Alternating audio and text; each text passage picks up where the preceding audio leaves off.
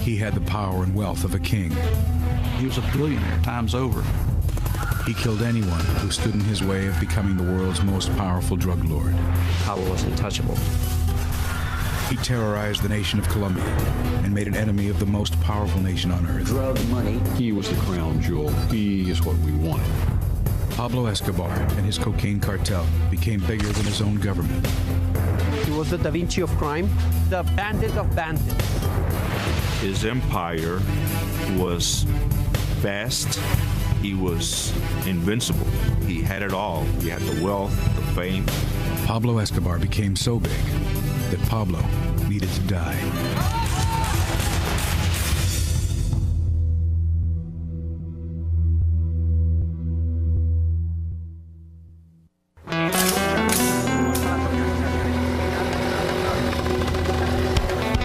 December 2nd, 1993. A team of heavily armed police officers converge on a two-story row house in the Los Olivos neighborhood of Medellin, Colombia. This moment is the culmination of the largest manhunt in history. The United States has devoted all of its intelligence and military assets to finding Pablo Escobar. Hundreds of millions of dollars. Its most elite troops and some of its most secret units. After all this time, all this money and effort and bloodshed, they finally found him. I never really knew that much about Pablo Escobar until I was working on my book, Black Hawk Down. And one day I was interviewing a fellow who was connected with Special Forces, and he had a picture on the wall of his office of a bloody, dead fat man on a rooftop surrounded by all these grinning men with rifles. And I interrupted him and said, "Excuse me, you have to tell me what that is." And he said, "That, my friend, is Pablo Escobar. I keep that picture on my wall to remind me that no matter how rich you get in this life, you can still be too big for your britches." And what that suggested to me was that the United States military had been much more involved in hunting down Pablo Escobar and killing him than I had previously thought. Mark Bowden's bestseller, Killing Pablo, uncovered a vicious covert war underwritten by the U.S. government in one of the most violent countries on earth. Incinerated by nearly 40 years of bloody civil war, Colombians have long been brutalized by both Marxist guerrillas and the right-wing paramilitary death squads who oppose them. A subhuman conflict fueled by a multi-billion-dollar trade in cocaine.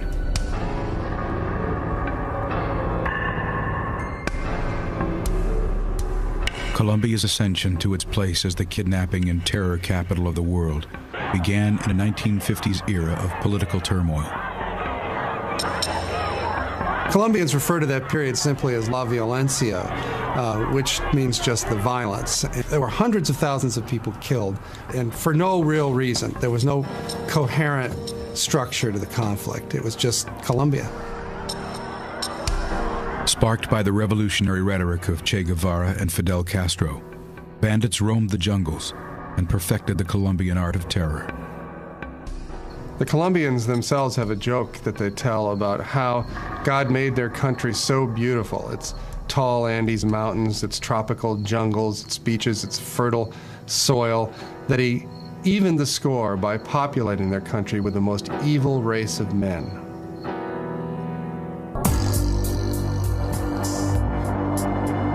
From the crucible of La Violencia emerged one of the most violent criminals the world would ever see. Pablo Escobar was born in 1949, right in the middle of this period of La Violencia, so his childhood was set in the context of this bloodletting. Escobar's criminal career starts modestly in the 1960s in his hometown Medellin as a small-time racketeer and marijuana dealer. Pablo was a dope smoker from a fairly early age. Colombia was known here in the United States for being a source of some of the strongest, most potent marijuana in the world. America's counterculture establishes a robust market for Colombian marijuana. But it's the arrival of cocaine in the early 70s which presents a criminal opportunity that would shape the future of Colombia. By the mid-1970s, cocaine began to become a more fashionable drug of choice. And this was perfect for a smuggler in Colombia because it's a difference between why carry an elephant when you could put a mouse in your pocket. We have a very big jungle, and the countryside has a very little presence by the government and by the state. Most of the area outside the cities is really wild territory. So a certain amount of law and order exists within the cities, but outside the cities, in the mountains and in the jungle, there's very little law and order. And it's in that lack of authority and in that lack of presence of the state where most of the problems brew, where most of the coca has been growing, where most of the violent conflicts and the violence originates. Well, Pablo Escobar was not a brilliant entrepreneur or organizer. What he was is more violent and ruthless than most of the people who were engaged in this business. And in that way, he was able to consolidate most of the lucrative drug trafficking routes out of Colombia. In 1975, Escobar offers to sell 14 kilos of cocaine to Medellin drug boss Fabio Restrepo. Pablo set up his first deal with Fabio Restrepo. They saw him as a sort of a common street criminal, and they definitely underestimated him. 3 weeks later, Restrepo was found dead. And they were informed sort of unceremoniously that they now worked for Pablo Escobar. Pablo introduced a level of violence into the business that they were not used to, and so they were really in over their heads. Escobar expands his business by putting police and judges in his pocket. What Pablo learned about law enforcement from a young age in Medellin was that it could be bought. Those who were determined enough to come after him or honest enough to continue to pursue him and arrest him would be killed.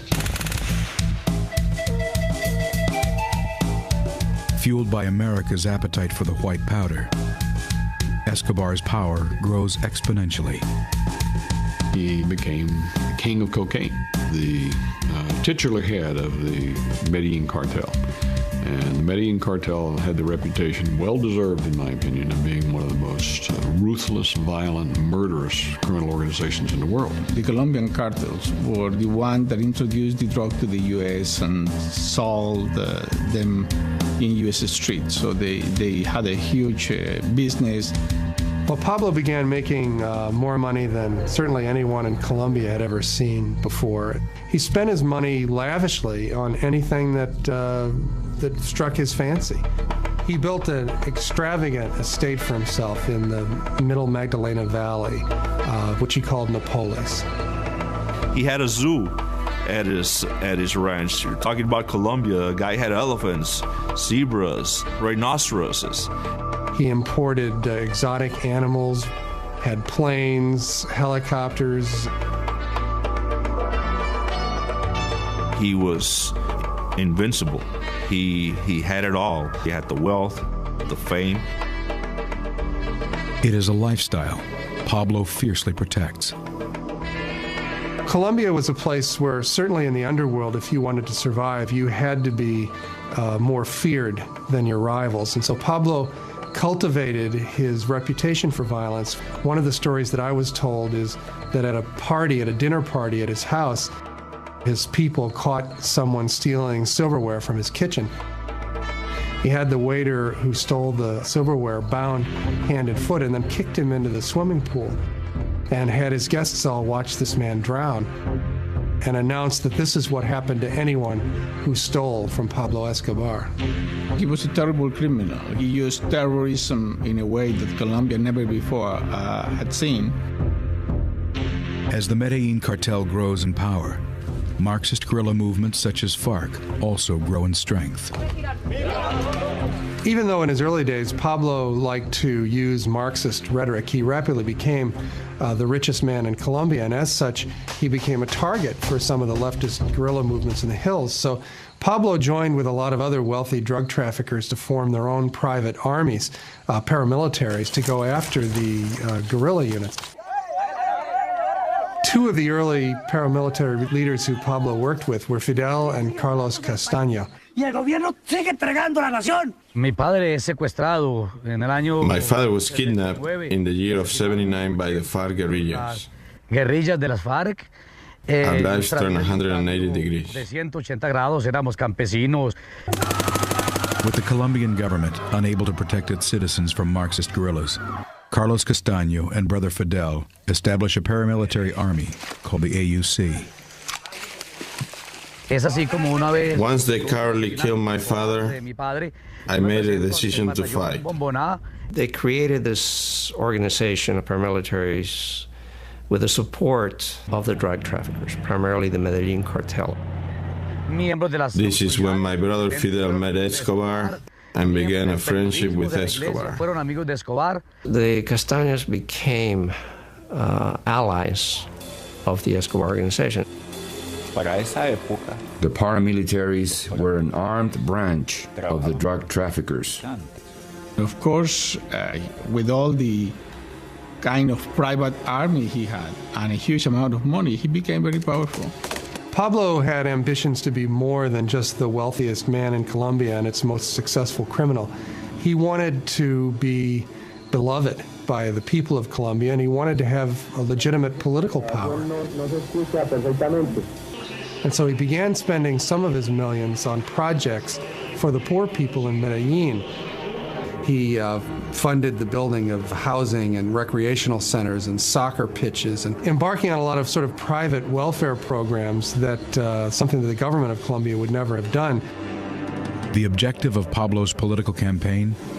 Avoiding extradition to the United States.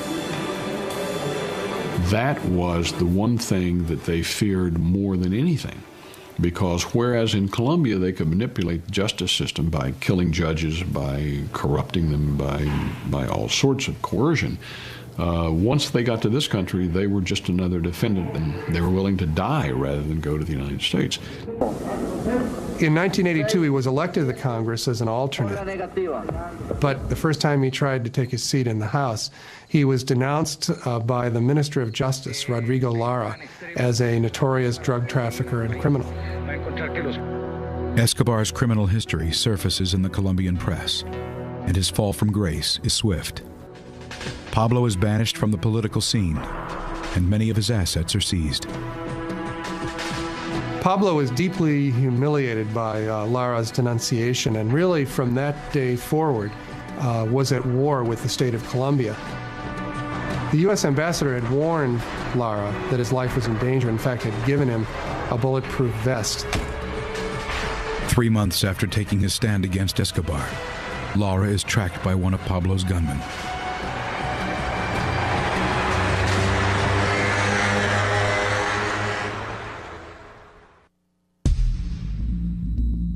Justice Minister Rodrigo Lara is the first Colombian to take a stand against drug lord Pablo Escobar.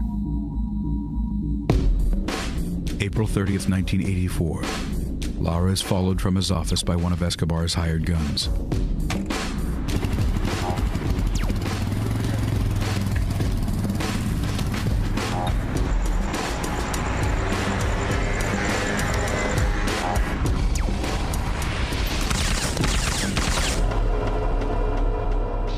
A bulletproof vest provided by the U.S. government is found by his side. With the amount of bullets in his body, it's clear that the vest wouldn't have saved his life anyway. While Lara's killing puts Pablo at war with Colombia, he has yet to become a target for the Americans.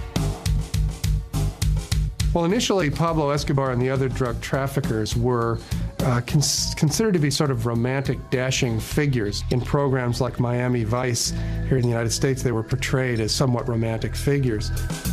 Assuming the risks of drug use was considered to be part of what made it cool.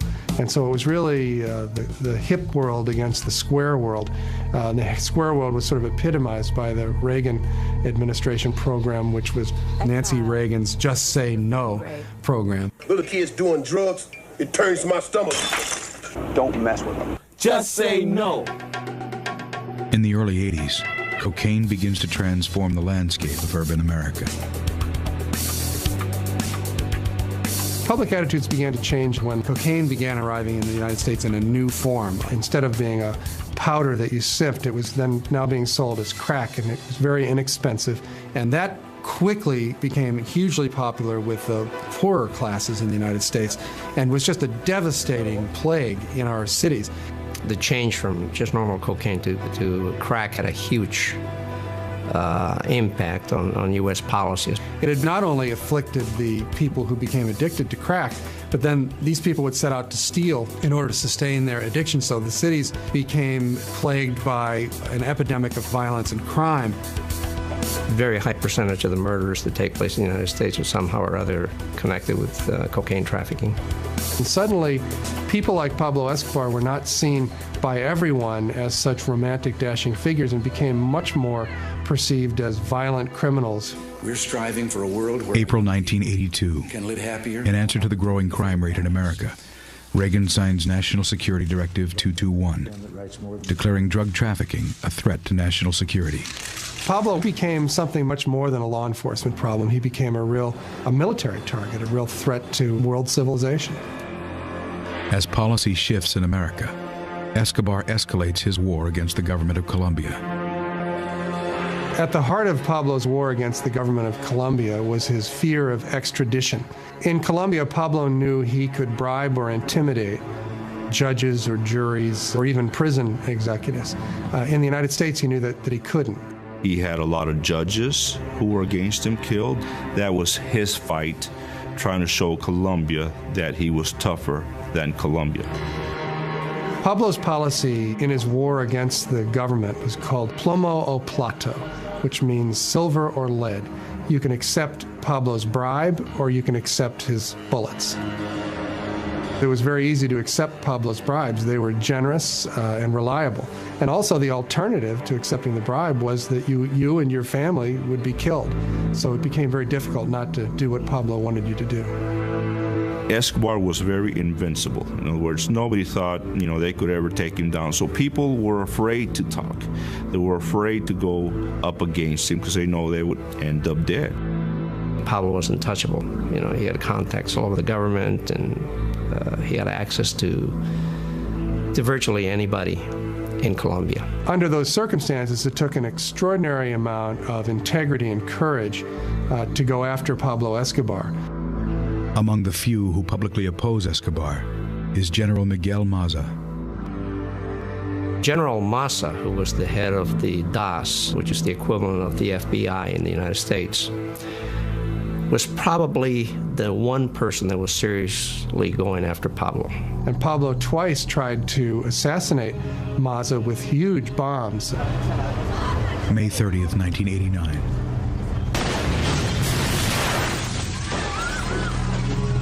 Escobar targets Maza with a remote detonated car bomb.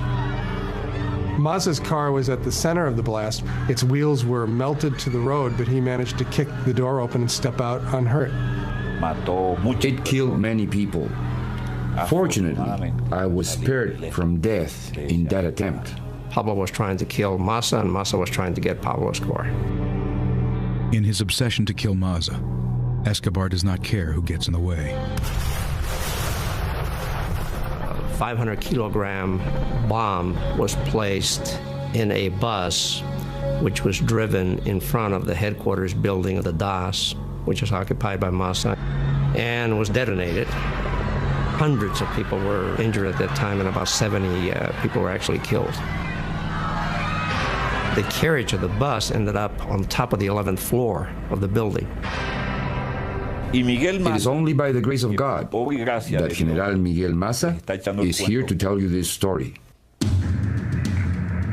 Escobar wages war on the Colombian judicial system. Pablo paid a guerrilla group called M19 to invade the Palace of Justice and kidnap basically the entire Supreme Court of Colombia. The M19 went into the courthouse for the purpose of taking and destroying all the evidence against the drug traffickers. Most of the Supreme Court judges were killed. Records were destroyed. The government responded to the invasion of the Palace of Justice by invading it, which led to a bloodbath during which 11 of the country's 21 Supreme Court justices were killed. There was no institution that was safe from Pablo Escobar.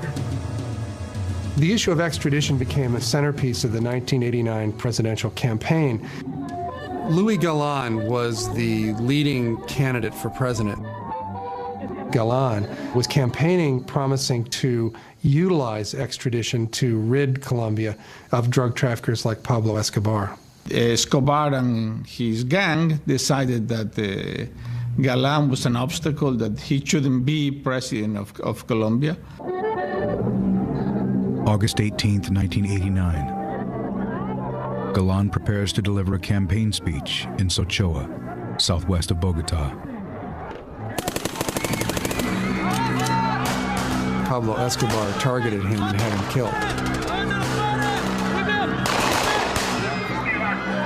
Pablo was responsible for assassinating 3 of the 5 candidates for president. The man who took Galan's place was his campaign manager, a man named Cesar Gaviria.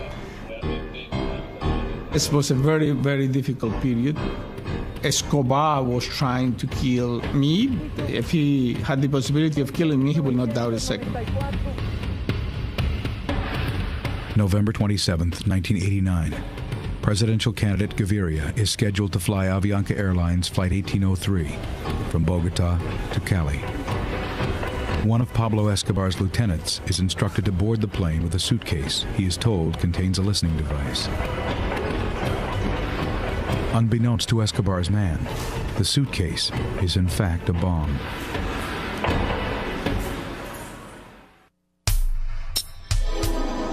November 27th, 1989. In an attempt to assassinate Colombian presidential candidate Cesar Gaviria, cocaine boss Pablo Escobar tricks one of his own lieutenants into carrying what he believes is a listening device aboard the candidate's plane from Bogota to Cali.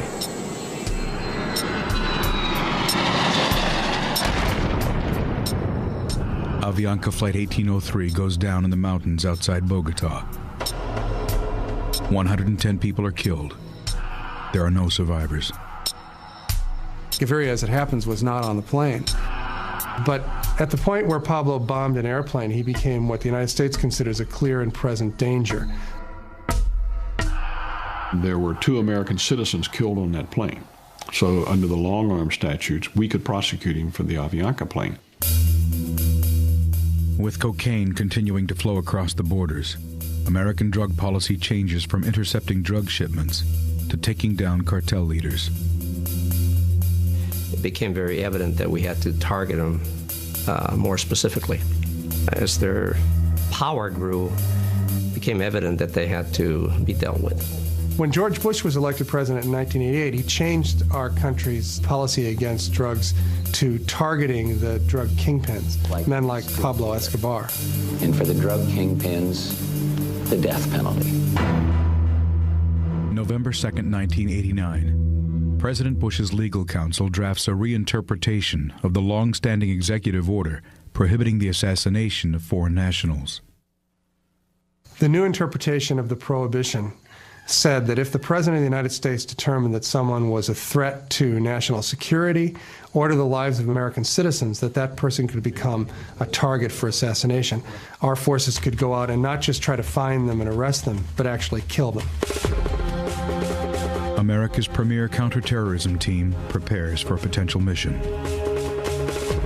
Delta Force is the Army's top secret counterterrorism unit that specializes in finding people and going after them, and is considered to be one of the best in the world at doing this. Our existence is still not recognized by the Department of Defense. Regardless of whether or not we exist, the unit has some highly motivated, select individuals that specialize in these kinds of operations. As Delta Force stands by, a new group of covert soldiers has already entered Colombia. The CIA had obviously always had a presence in Colombia, but after the Avianca airliner bombing, the Colombian government invited the United States to help them go after Pablo Escobar. The U.S. dispatches a secret surveillance unit, codenamed CentraSpike. CentraSpike has certain technologies that's highly sensitive. I'm not going to go into what they have or don't have. CentraSpike is another top-secret Army unit that consists mostly of language experts and technicians who specialize in finding people by eavesdropping on their electronic communications and using radio telemetry to target their location. Flying under the cover of an aviation technician team, CentraSpike begins eavesdropping and triangulating phone conversations. One of the things that CentraSpike did was prepare a kind of organizational map. For instance, they would soon know who were the 10 people who Pablo Escobar most frequently spoke to on the phone, and then who were the 10 people that each of those 10 most frequently spoke to. You can form a fairly sophisticated map of the inner workings of an organization. The nucleus of the Medellin cartel was Rodriguez Gacha, a.k.a. El Mexicano, the Ochoa brothers, Fabio, Jorge Luis, Juan David, and Pablo Escobar as the leader. So it was a conglomerate. They would get together, they would borrow each other's airstrips, airplanes, borrow each other's labs. And they were doing loads of coke into Mexico, then Mexico would bring it to the United States. With CentraSpike flying and listening overhead, the Colombians place a team in Medellin with the dangerous task of acting on CentraSpike intelligence. They created their own special unit of elite police and soldiers called the Bloque de Búsqueda, or the Search Block, which existed specifically to go after men like Pablo Escobar. Commanding the Search Block would be the most dangerous job in the most dangerous country on earth. It was a job that nobody wanted, because whoever was going to be in charge of this group going after Escobar would become immediately a target of Escobar's. The man who commanded the Search Block was Colonel Hugo Martinez. Martinez accepts on the condition that he will be periodically rotated out of the hot seat. It was understood that there was to be a change in personnel every 15 days. However, there was never a change in personnel. I remained on duty the entire time. Hugo Aguilar is selected as Colonel Martinez's right hand. We were chasing after the most dangerous criminal organization in the world, backed by more than 1,000 men in uniform from a combination of various Colombian armed forces. As soon as the Search Block was formed, Pablo Escobar announced that he was going to kill 60 members of the Search Block in the first month. And then he proceeded to make good on his word. He says he will destroy the Search Block within 8 days. In those 8 days, he placed 2 car bombs, which killed approximately 25 police officers. In the first weeks of the Search Block's efforts, scores of the men were killed. There were times when we would feel powerless before such a criminal. Though the Colombian government considers disbanding the Search Block, Colonel Martinez asks for and receives more men and continues targeting Escobar's organization. The first of the drug traffickers that CentraSpike targeted and found was Rodriguez Gacha. When the CentraSpike located Gacha on a hilltop finca just outside of Bogota, they turned over this information to the Colombian government. Gacha and 3 of his associates are gunned down in a battle with Colombian forces. Gacha went down fighting. I mean, shooting at the police. Escobar would soon lose more vital assets. CentraSpike enabled the Search Block to target a lot of the key people right around Pablo Escobar. They started arresting people, they started killing people. The Search Block began killing or arresting the top people around Pablo, including his longtime associate and his cousin, Gustavo. And Gustavo Gaviria was the brains behind the Medellin cartel. Escobar remains unaware that CentraSpike is listening in from above. CentraSpike got to be so effective that Pablo came to suspect that he had an informer in his inner circle. So he began torturing and killing people around him who he suspected of collaborating with the authorities.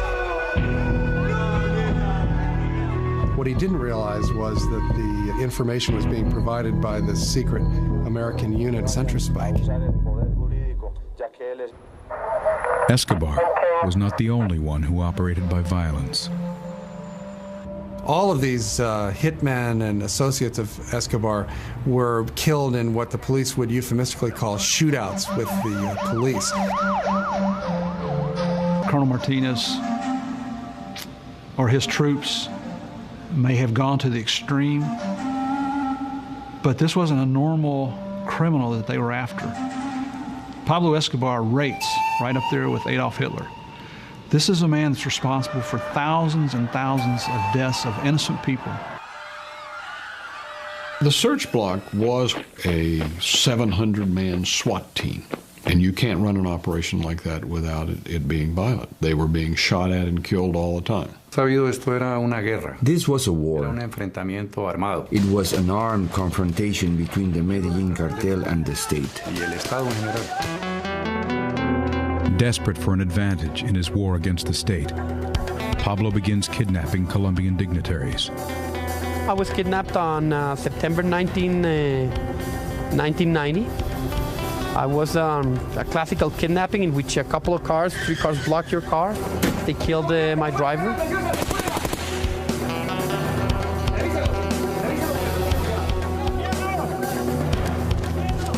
He was doing that to exert his power and show the Colombian government, the Colombian people, that he could get to anybody.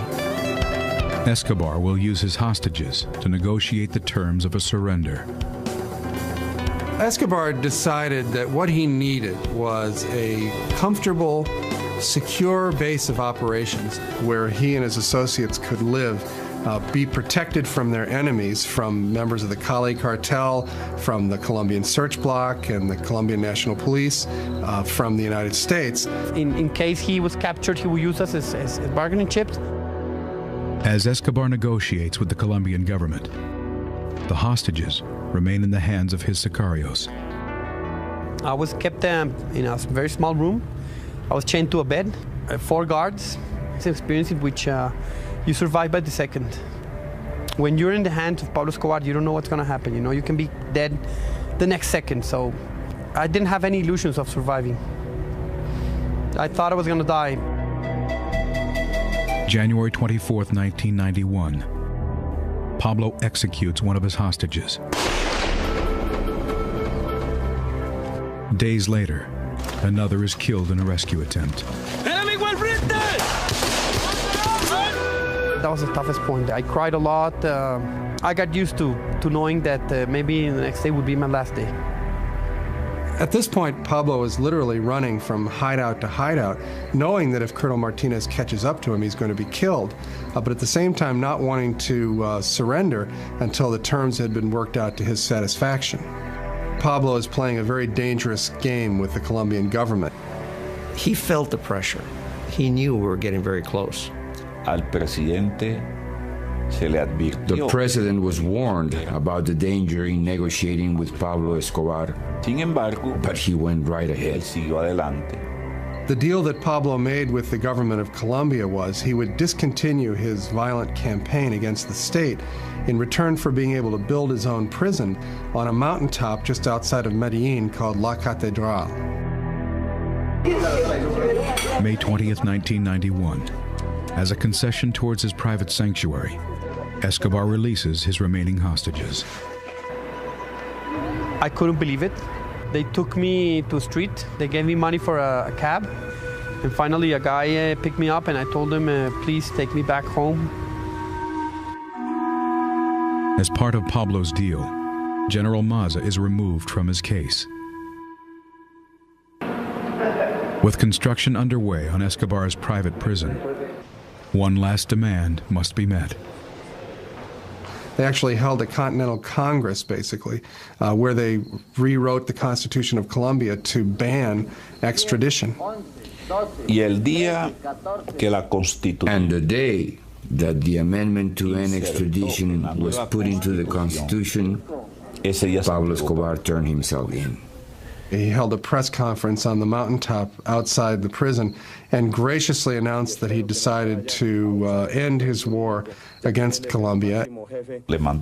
He sent this message: tell President Gaviria I will not let him down. The agreement was thus sealed. I personally viewed it, along with my colleagues working on the search, as having been defeated. He knew we were close to getting to him, and this was his way out. To us, it was a defeat.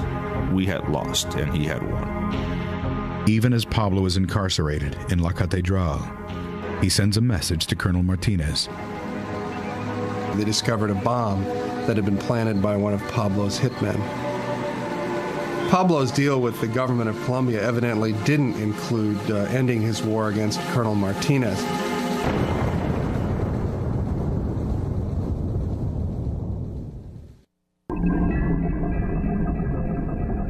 (1992), with Colombian cocaine boss Pablo Escobar serving time in his own prison at La Catedral. No one in Colombia is breathing easy. It was a different kind of prison in the sense that he wasn't actually required to stay there. He would frequently turn up at soccer matches in Medellin or Christmas shopping in Bogota. I've been in a lot of prisons in my 26 years, and this is definitely not classified as a prison. A resort would be a more accurate way to describe La Catedral. They would bring truckloads of friends and prostitutes to party with them. He built a discotheque inside of the prison, which was used as the party room. My favorite part of the deal was that the Colombian National Police, i.e. Colonel Martinez and his search block, were not allowed within 20 kilometers of the prison. We made a huge mistake. We underestimated the capacity of Escobar for corruption and intimidation. Disastrous. You could not negotiate with Pablo Escobar. Pablo Escobar was a psychopath, a mentally sick individual, and he proved it. Pablo got set up in La Catedral and began to reconsolidate his hold over the cartel. In fairly short order, he built the Medellin cartel back up to where it was exporting more cocaine than it ever had in its history. He was still doing his same old activities of ordering the killings of people, of sending dope. So nothing had changed except that now he was safer. Some of his subordinates had begun basically running the organization for themselves and apparently had been helping themselves to large portions of the profits. Two of the associates who were doing this, the heads of the Galeano and the Moncada families, were invited up to the prison for a chat with Pablo. Pablo had them both executed. I'm declaring a Fujimori. In other words, I'm taking over. I am taking over the government, and I am the boss now. I run everything. President Gaviria had put up with a lot of the criticism of his deal, but the embarrassment of putting Pablo up in such luxury and giving him such relative freedom finally reached a turning point when he learned of the executions inside the prison. So he was like running his business from jail, and he gave orders to move him to Bogota. Ambassador Morris Busby receives the news while back in the States. The phone rang, and it was Janet Christ, who was the political counselor, and she said the president has moved against Escobar. He has sent a military team up to Envigado, and they're going to take him out of the prison. He made the decision that they had to move Pablo from his self-built prison to a real one. Eduardo Mendoza, who was a vice minister of justice for Colombia, was sent up with the army unit just to observe. But, of course, Escobar found out about this before they got there. With Escobar aware of their plans, the army refuses to enter the prison. Mendoza took it upon himself to go in the prison to negotiate with Escobar to try to reassure him that he really was just going to be transported to a different prison. And, well, things went badly. Escobar got very angry with him and said this was a violation of his agreement with the president and basically took Mendoza captive inside the prison. Justice Minister Mendoza is held at gunpoint inside Escobar's living quarters. While Mendoza was being held captive in the prison, Pablo's men kept threatening to kill him. As the standoff continues through the night, President Gaviria calls in the Colombian Special Forces. Time was passing, and we need to do it. In the early morning hours, they assaulted the prison. Mendoza, in the confusion, was corralled by one of the Special Forces sergeants that threw him to the ground and basically sat on him and then directed him on how to run out of the line of fire and managed to escape with his life. It was incredible what happened. I was indignant and furious because I did not understand, and I do not today. Several hours later, Janet called again and said there has been a real fiasco. The whole operation was a failure. They discovered that Escobar had escaped. Escape is not the correct word. He walked out of the prison. He controlled the guards. He controlled everything. I think he had like 12 of his best assassins staying with him, and they all escaped that night. The Americans associated with this mission were delighted that Pablo had escaped because while he was in prison, they hadn't been able to go after him at all. Now that he was free, it opened up the possibility of targeting him again and killing him. We were elated because the hunt was on again, and we knew we were going to get him. President Gaviria makes a plea to the U.S. Embassy.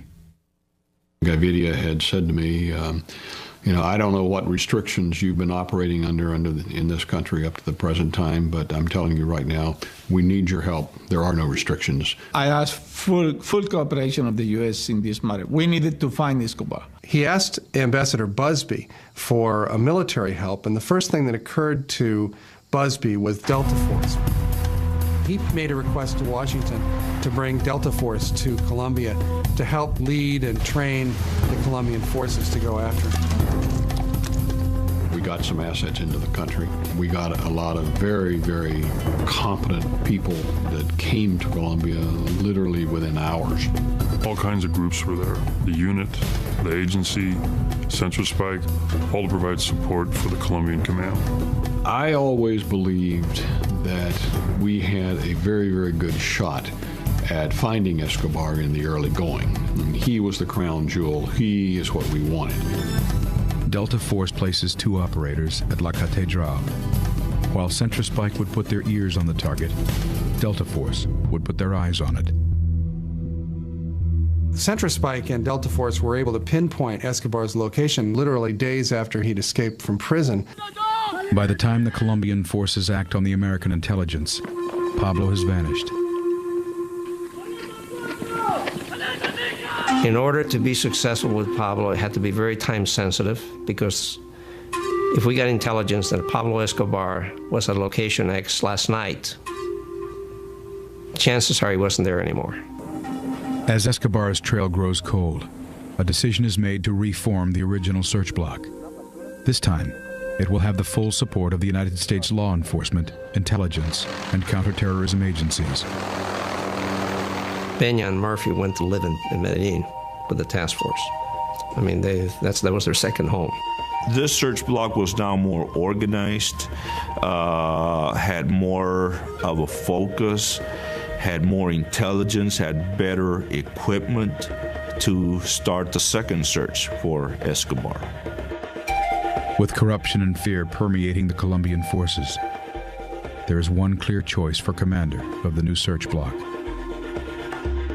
I did not ask to be reassigned to head the operations. But when he escaped from La Catedral, my immediate thought was, this represents an opportunity to finish the job. He was one of the few Colombian police officers that was not afraid of Pablo Escobar. And he was completely obsessed with getting Pablo. So a decision was made to bring Colonel Martinez back. They spent the latter part of 1992 basically training Martinez and his men to be more effective, basically to be a proxy Delta force in this effort to get Escobar. The search block immediately begins launching daring raids throughout Medellin. It was very stressful. I mean, it's one of the most stressful, I guess, dangerous points in my life. You got to remember that we were going after probably one of the world's most dangerous persons. Through his lawyers and the press, Escobar desperately tries to reclaim his deal with the government. But this time, there will be no deal. We all the time say, he can only give up. We will not guarantee him anything. And it was very clear to everyone involved that the intention was no longer to arrest Pablo, to bring him to justice or put him in prison. At this point, they were just looking for him to kill him.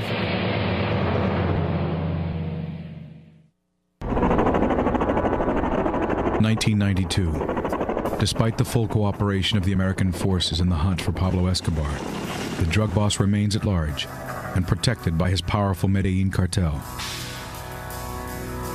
Escobar was the head of a very large criminal organization, so he employed not just gunmen and hitmen and criminals, but also bankers and lawyers and accountants. He had an infrastructure in Medellin, so we started targeting other members of his organization. We began to systematically cut away all of his support mechanisms, all of his infrastructure. We built up a large body of intelligence, put together organization charts down to the lowest lieutenant in his organization. Escobar responds by putting a price tag on the head of Medellin police officers. He was killing regular police officers, nothing to do with the search block, just a regular police officer on the beat. Every day there were funerals for policemen that were killed the night before. Pablo was able always to stay one step ahead of the search block because he had a lot of friends and informants, both in the community and also within the search block itself. There was a lot of information that was being intercepted, which suggested a lot of people on the take. If you didn't take the money, he would shoot you. Plata or plomo. You want a bullet or you want some money. We knew that we could be infiltrated. The Medellin cartel members were constantly looking for someone they could bribe monetarily. It became apparent to the Americans and to the Colombians searching for Escobar that the tactics they were using were never going to be successful. In the days after Escobar's escape from his private prison in July of 1992, the DEA had toured the site in search of any intelligence that they could possibly use against the drug lord. We went through the prison where he had lived, found great intelligence, just great information. One of the things that they noticed about Escobar as they examined his living quarters and his memorabilia was how much his life revolved around his family and his children. I was always of the opinion that we should watch his family, track his family, because he had the reputation of being an absolutely ruthless, murderous man, but the man who really had great regard for his family, for his wife and his two children. Ambassador Busby shared his thoughts with the Colombian authorities. I talked to the Colombians about that and said, I think this will make him uneasy and perhaps have him stick his head up and we'll be able to see him. January 30th, 1993.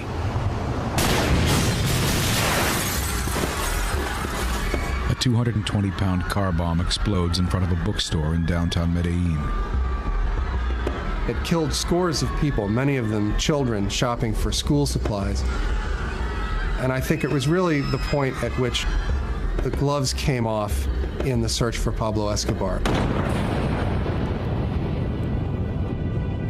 In the subsequent days, more bombs go off in Colombia.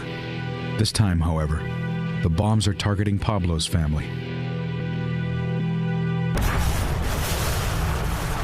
A bomb blows up a 12-story apartment building owned by Pablo's mother. Soon, another Escobar house is decimated. An organization calling itself Los Pepes came out of the woodwork. A mysterious entity begins targeting Pablo's organization and even his family for outright assassination. Los Pepes, which stood for, in its acronym, People Persecuted by Pablo Escobar, suddenly burst on the scene, targeting and assassinating anyone who was associated with Escobar. It had the earmarks of a psychological operation of some sort. But it got very quickly beyond that, and it became a murderous bloodbath. People being killed by the Pepes almost every night. They ran the whole gamut of crimes. So, in reality, Los Pepes were just as ruthless as Escobar. Anybody who had any connection with Escobar was either killed, arrested, or running for their lives.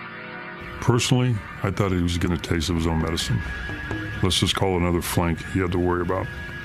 The police, never did stuff like this. I mean, he was always worried about the police, but now you have Los Pepes playing outside the rules. They started to play dirty just like Escobar. They were killing as many as 5 and 6 people a day. They would assassinate these people and leave signs hanging around the neck of the body, signed Los Pepes. While Los Pepes is exterminating Escobar's support structure, the search block takes down some of Pablo's top lieutenants, such as Tyson Munoz. The search block raided the apartment, cornered Tyson, and killed him in the proverbial gun battle with the Colombian police. The confrontation was pretty much inevitable because these people were not going to be taken alive. In my opinion, the police did not want to take them alive either because the wheels of justice don't work in Colombia the way they do in the United States. Despite an official prohibition, many of the American forces are rumored to be participating in the search block raids. Delta Force operators and the DEA agents very frequently went along on these raids and often led them. We couldn't stand back and feed them this information about a potential Escobar hideout and expect them to go out and participate in all the dangerous activities while we sat in the rear, and drank our coffee and waited for them to come back and report to us. So Javier and I decided ourselves that we would be involved in these operations. Right there on the front lines with the guys, running in, kicking the doors, going in, participating right alongside the Colombian National Police. With Americans funding, training, and possibly even participating in search block raids, concern grows over a possible connection between the search block and the death squad, Los Pepes. There were allegations on the part of Pablo that Los Pepes and Martinez were one and the same. I was very much afraid of somehow DEA being contaminated by what was going on out there. There's been accusations that members of the Bloque de Busqueda provided information to Los Pepes. Did I ever see that? No. Did I ever see any indication that that happened? No. Could it happen? Sure, it could happen. There's 600 guys in that operation. It's still something of a mystery who Los Pepes were, and that's obvious because the Los Pepes were basically murdering people. One of the few to admit to participating in the killings is Escobar's former ally, Carlos Castaño. Los Pepes is an organization that arose supported by the auto defenses. Yes, particularly by my brother Fidel Castaño, but it was bigger. Carlos Castaño and his brother Fidel were some of the original paramilitary units created to fight against the guerrillas. When Escobar began executing members of his own organization inside his private prison, La Catedral, the survivors began to secretly ally themselves with Pablo's paramilitaries against the drug lord.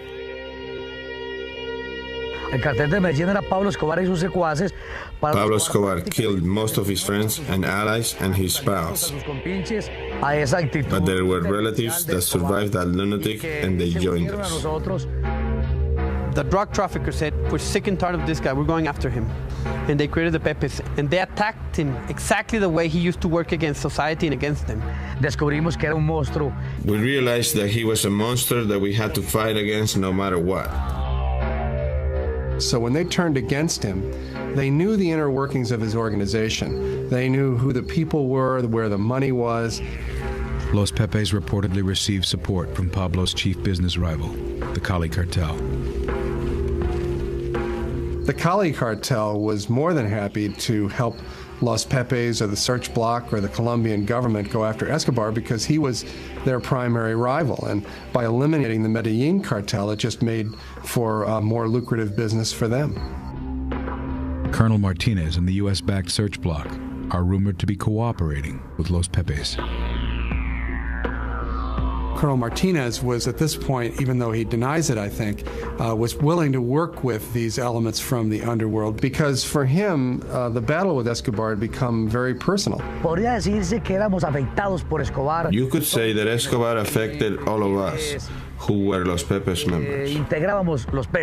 When things started to get really ugly, when Los Pepes began killing people wholesale, it was clear to the Americans working in Bogota that this was out of bounds. And if word got back to Washington that the United States effort was connected in any way to these death squads, then Washington would basically pull the plug on American involvement. This threw something into the game which really could have brought everything to a grinding halt. Mark Bowden's Killing Pablo cites classified cables outlining the American concerns about Los Pepes. While the United States Embassy in Bogota maintained the pretense that there was no connection whatsoever between Colonel Martinez's Search Bloc and Los Pepes, I came across the DEA's cable traffic back and forth from Bogota to Washington, which documents the knowledge of DEA agents that Los Pepes were intimately involved with the Search Bloc. Ambassador Busby himself wrote a rather lengthy cable to Washington where he details the fact that their own intelligence showed that there was a connection between Los Pepes and the Search Bloc. In fact, Ambassador Busby had gone to President Gaviria to complain about this and to demand that this connection cease and desist. I had several meetings, and one of them, I want you to say, every member of the police, that this is not an instruction, that this is not the policy, that we shouldn't be involved in that. Days after Gaviria's orders to the police, Los Pepes issue a press communique announcing they are officially disbanding. And in effect, for a period of time, Los Pepes did cease and desist. So it was obvious that they understood that there was a connection between the police and Los Pepes. Though officials moved to distance themselves from the vigilante group, Los Pepes continued their bloody campaign. Los Pepes were the first tactic employed against Escobar that was immediately effective. In short order, everybody associated with Escobar, his family members, his lawyers, his bankers, his accountants, were either running for their lives or dead or under arrest. And very quickly, Pablo began to find that his protective shell was disintegrating. We confronted Escobar's terrorists. There were a lot of killings during this confrontation. We could see that the impact that they were having was incredible because they were playing without any rules. Officially, the United States was not involved in the efforts of Los Pepes at all. But if you look at what they were doing in Colombia at the time, it's clear that they were working hand in hand with Los Pepes, whether they intended to or not. It was very evident that they were having tremendous success in dismantling the Medellin organization. And obviously, we were trying to do the same thing. There was a strategy, wide, perfect, outlined by the United States, by these agencies, in which tacitly each one did what each one had to do. By February of '93, Los Pepes have killed dozens of Escobar's associates and members of his extended family. So Pablo is now terrified that Los Pepes are going to kill his wife and children. I got a phone call, almost a frantic phone call from the Minister of Defense, who said Escobar's wife and children and an entourage of 12 or 14 people are at the Rio Negro airport, and they have visas to go to the United States, and they're going to leave the country. If he succeeded in getting his family out of the country, there would be no inhibitions on him, and there was no telling what he might do. The Escobar family and their bodyguards are met at Rio Negro Airport by U.S. DEA agents. They were stopped at the airport in Bogota and stripped of their visas. Who's going to tell me to give Escobar's family's visas back? Nobody. So they're effectively keeping the bait being the family, in position in the country, while Los Pepes apply the pressure against Escobar. Pablo's response to the Americans' block would be swift and deadly.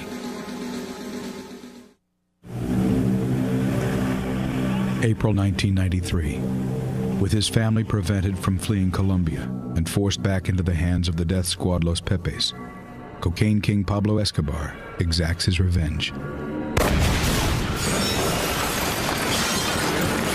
Pablo's response was to set off a 300-pound bomb in Bogota that leveled a city block.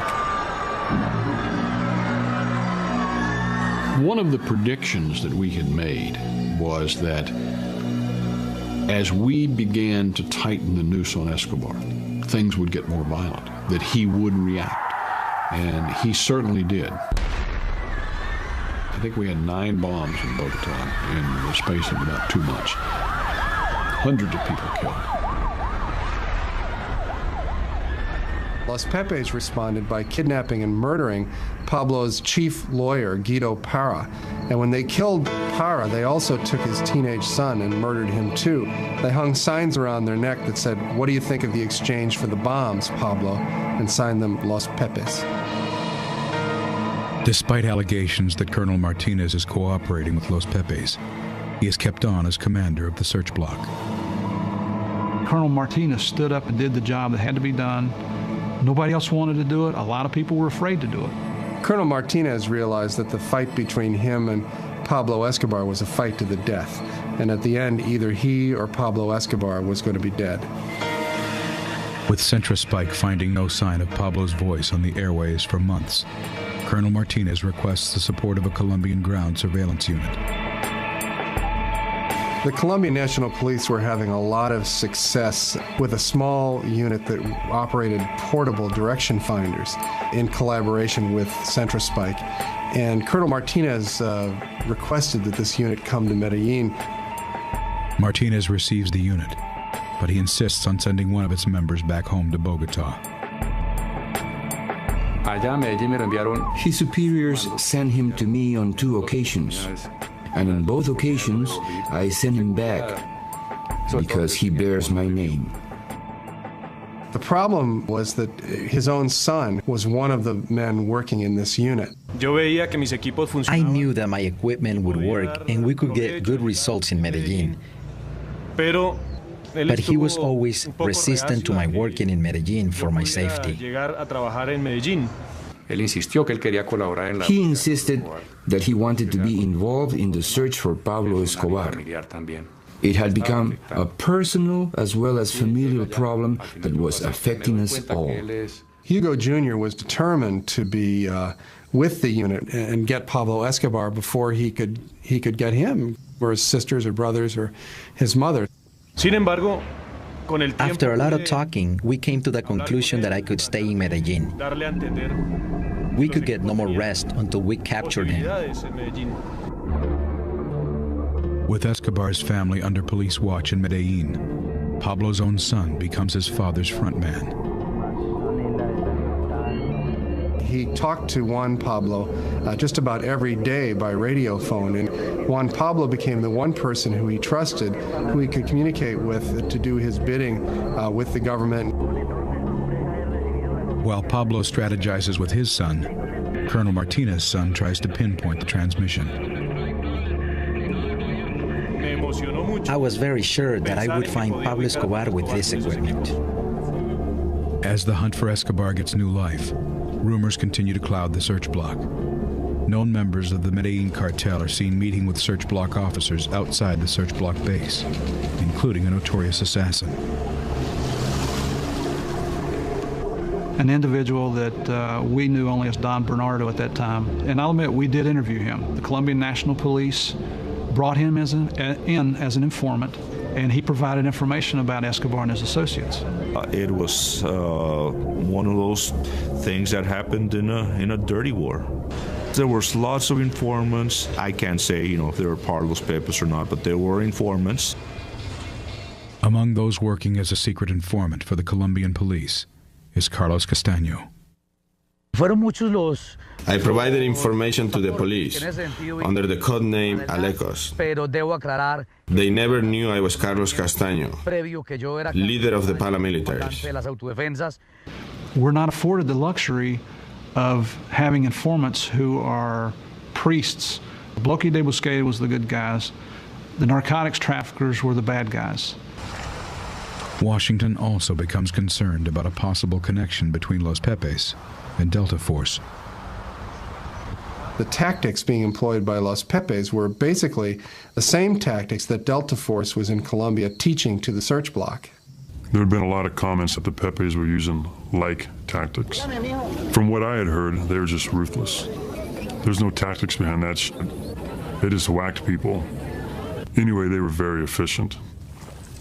In Washington, the fear was not just that members of the Colombian search block who had been trained by Delta Force were, in fact, moonlighting as members of Los Pepes, but that Delta Force operators themselves might be participating in these hits.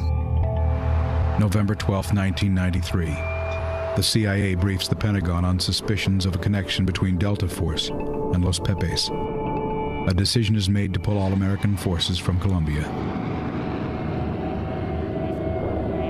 I did get word that we were going to be told that our military units were going to be pulled out, and I certainly didn't want that to happen.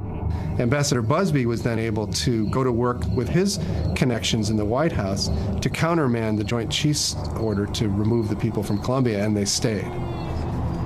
As Busby buys the search block precious time, surveillance teams continue to crisscross Medellin.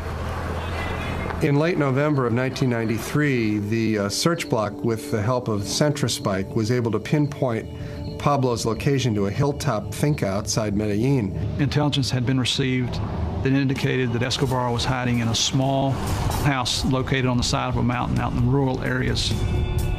When the assault forces hit the house, they burst in and Pablo wasn't there.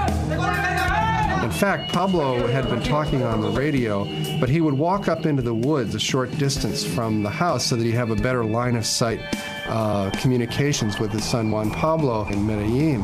So when the search block descended on the farmhouse, Pablo was actually up in the woods. The search block examined the farmhouse where Pablo had been staying, and it was apparent to them that the drug kingpin was living under increasingly strained circumstances.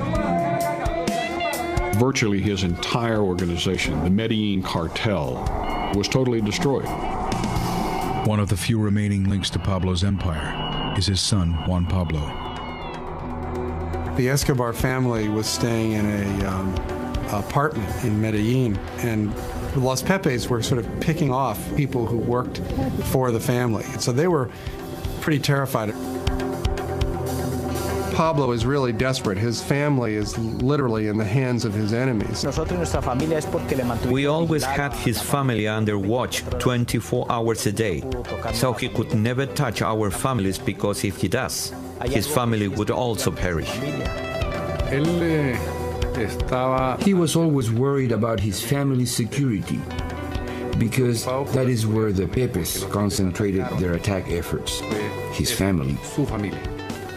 November 27, 1993. Scheming with his son Juan Pablo, Escobar makes a secret arrangement to evacuate his family to Germany.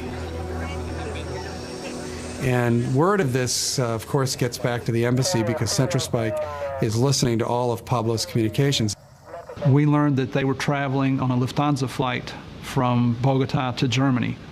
So the United States government goes to work with the Colombian government to assure that the German authorities will not allow the Escobar families into that country.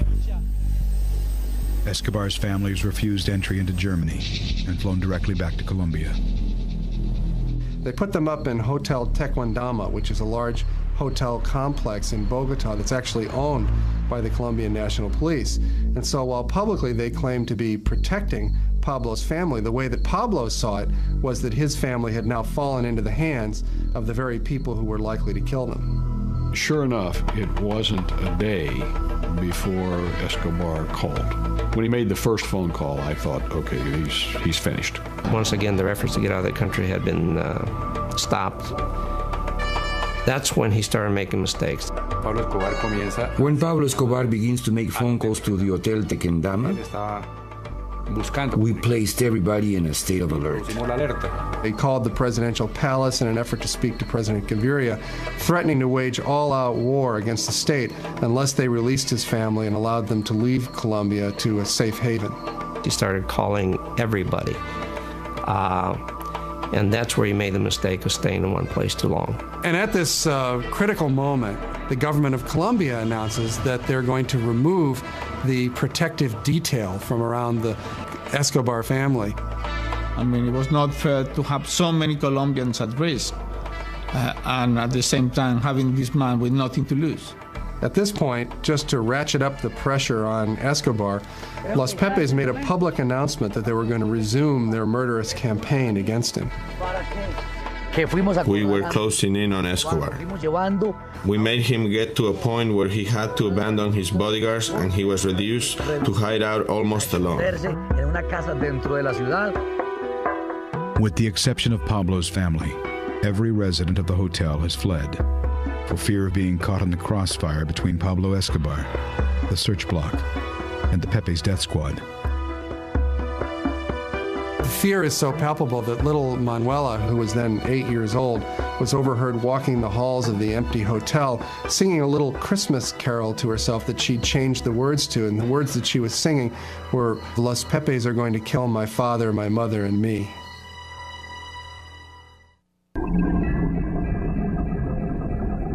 December 1993.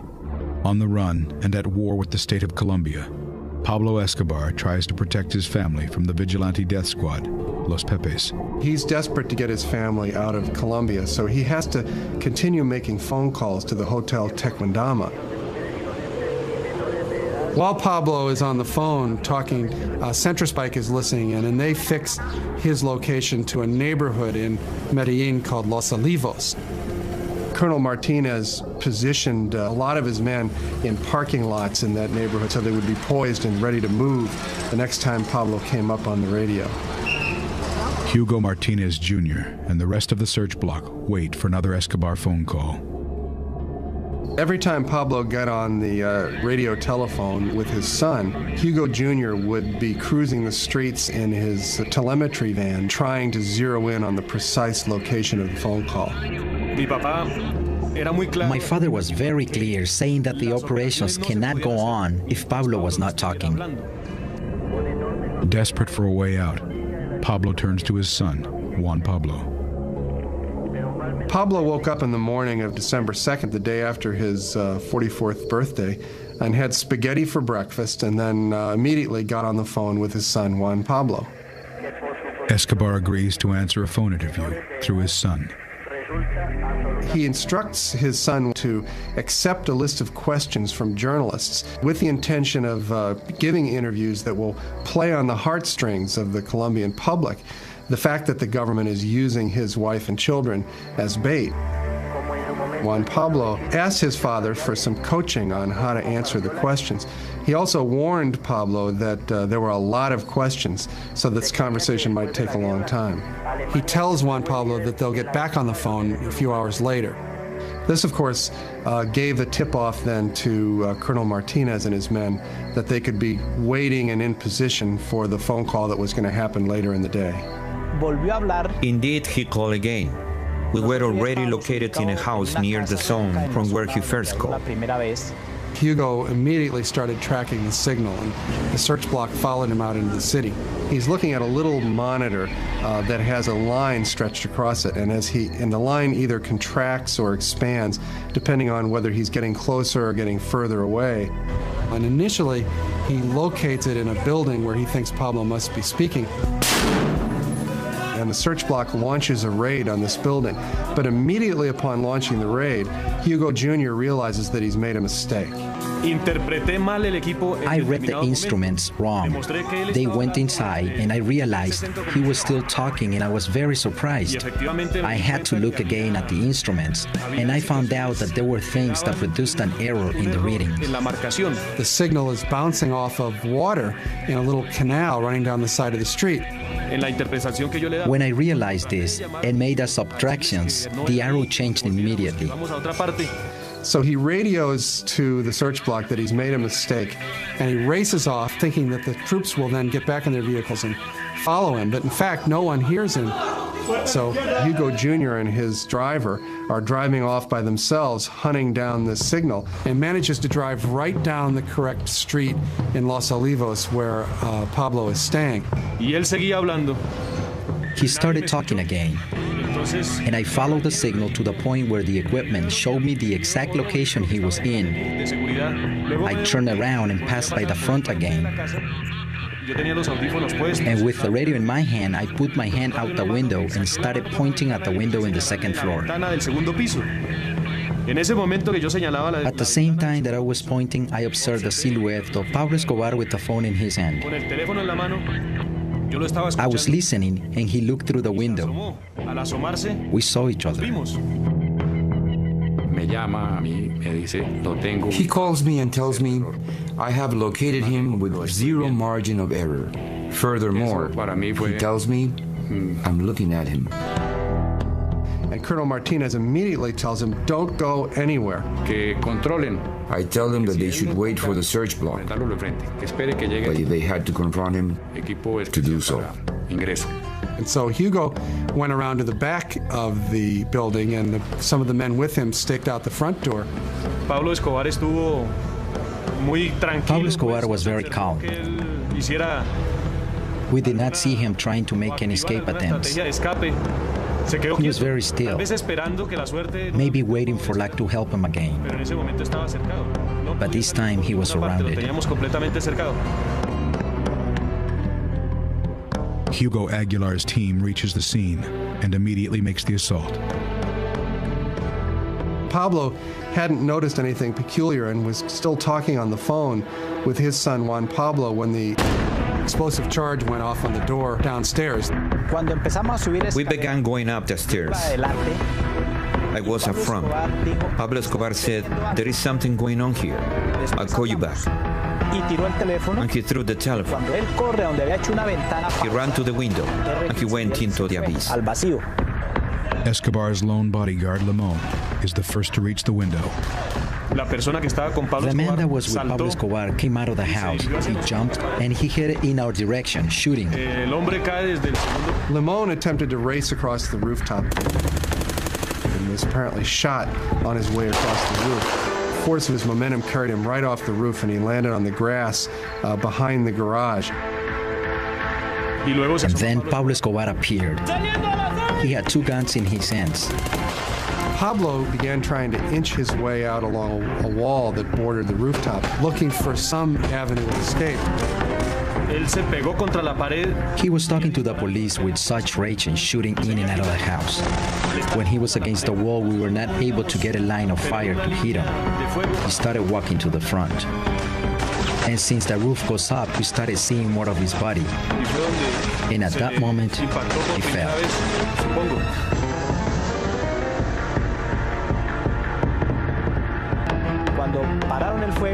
When the firing stopped, I looked and I saw him lying on the roof. I took the radio and said, "Viva Colombia, Pablo Escobar is dead." The world's most powerful criminal was dead. But just how Pablo Escobar died would remain clouded in mystery.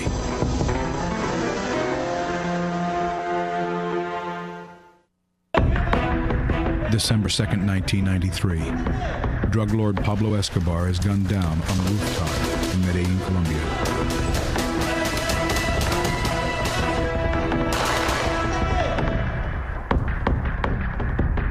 Javier, they just killed Escobar. Like, what?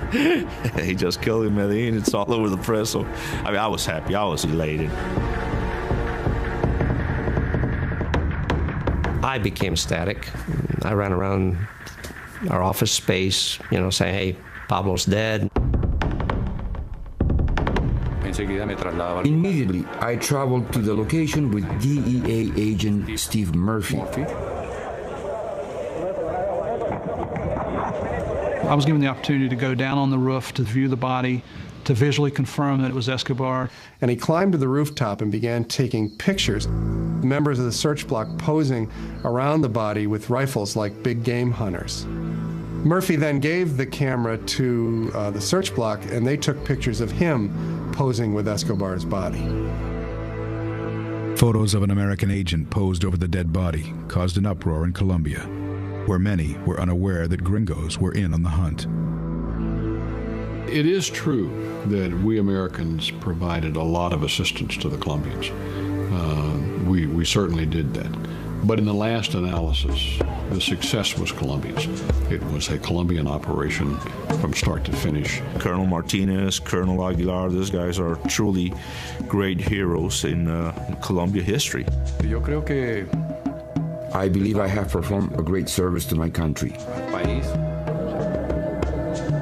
At the end, I consider it a victory for the world. While there was no question that Pablo was marked for death, how he died remains a subject of conjecture. The official version of Pablo's death is that he came running out from that wall across the rooftop with a gun in each hand, screaming at the police and swearing at them as they gunned him down. El tiro de la pistola. The shot from my gun was the one that perforated his heart. And the one from the R-15 went through one of his ears and came out through the other ear. That is why we were able to end the story of Pablo Escobar. It may be true, but Pablo's usual modus operandi in these circumstances was not to stand and fight, but to flee. And so it seems more likely to me that Pablo, hearing the door being broken down in his house, would have tried to jump out the back window and run away. What makes sense to me is that Pablo was trying to run away across the rooftop when he was hit. He was shot 3 times. One of the bullets hit him in the leg, one of them hit him in the torso, and the third went right in his right ear. It's definite that the bullet that went in his right ear killed him.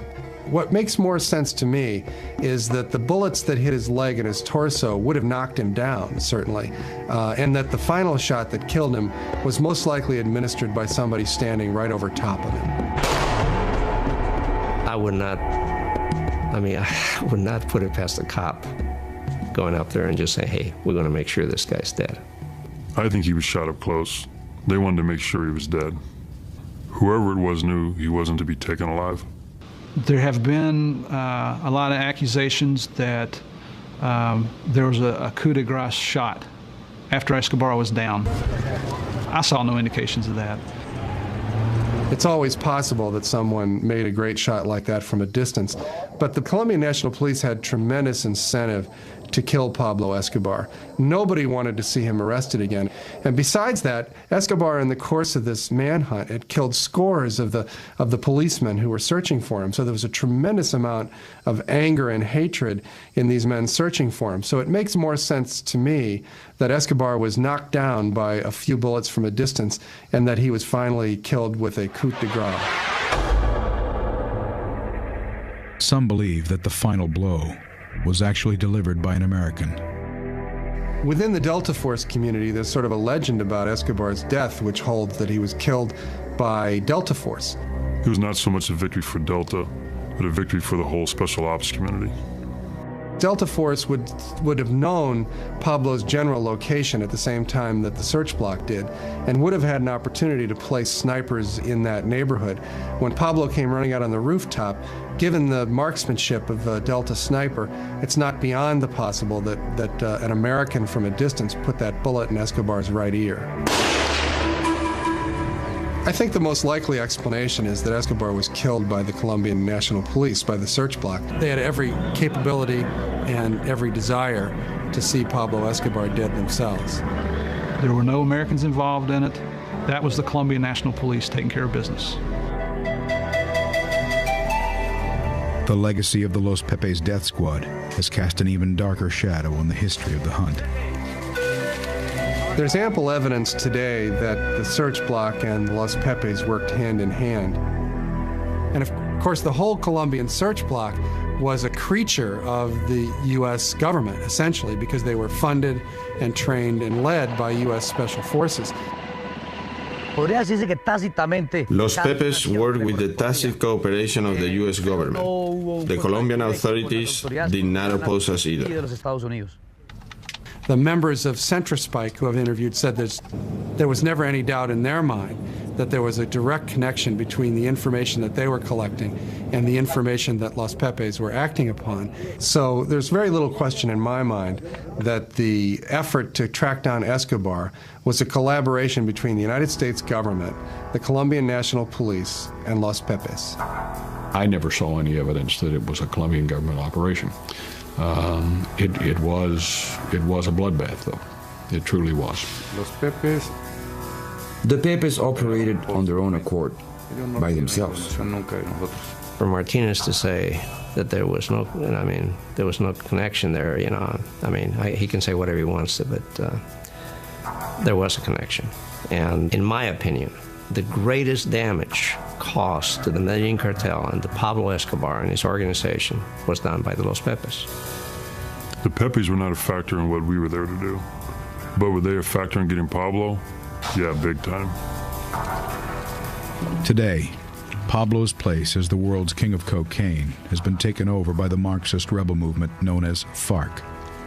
FARC guerrillas are responsible for over 70% of the cocaine that reaches the streets of America. And like Pablo Escobar, they have waged a campaign of terror against the Colombian state.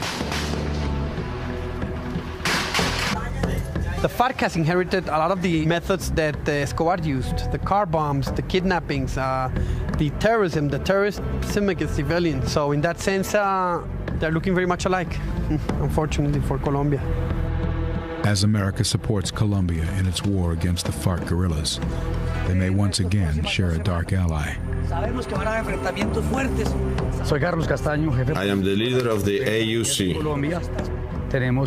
We exist to fight the FARC guerrillas because the state is not strong enough to fight them themselves. Carlos Castaño has admitted that he was one of the early members of Los Pepes. He, of course, has gone on to become one of the right-wing paramilitary leaders in Colombia. With the tacit support of the Colombian army, the AUC has waged a dirty war against the FARC, allegedly massacring thousands of civilians deemed sympathetic to the FARC guerrillas. He's regarded by many Colombians as a hero, but also by many as a violent criminal. There's a real close relationship between the Colombian army and the AUC, in the same way that there was a relationship between the Los Pepes and the police. You know what I'm saying? Like Los Pepes, the AUC has officially been denounced by the U.S. and placed on its list of terrorist organizations. But I suspect that just as in the case with Los Pepes, the paramilitary units will continue to do what they've always done, because ultimately it's going to benefit the United States government and the Colombian government in their war against the guerrillas. I think they're a necessary evil. As long as they're the enemy of my enemy, they're going to stay alive and functioning. As Colombia and America square off against the worst enemies they've ever faced, Los Pepes provide a keen example of the central dilemma of modern so-called discretionary warfare. The issue of the Los Pepes, it's one of the central ethical issues involved whenever you use military force, and that is, how far are you willing to go to succeed? When you make the decision to go to war, you've essentially decided that the situation is beyond the bounds of normal law and order. When the people are terrorists, but they have a good network, it's very difficult to catch them. I mean, the U.S. has seen that recently with bin Laden. When a person has a clandestine organization, it's not easy. You're facing an enemy who's trying to kill you. In those kind of circumstances, the ultimate goal is to succeed, is to win, not to necessarily play by the rules. In fact, sometimes the circumstances will force you to play by the same kinds of tactics that your enemy is using in order to prevail.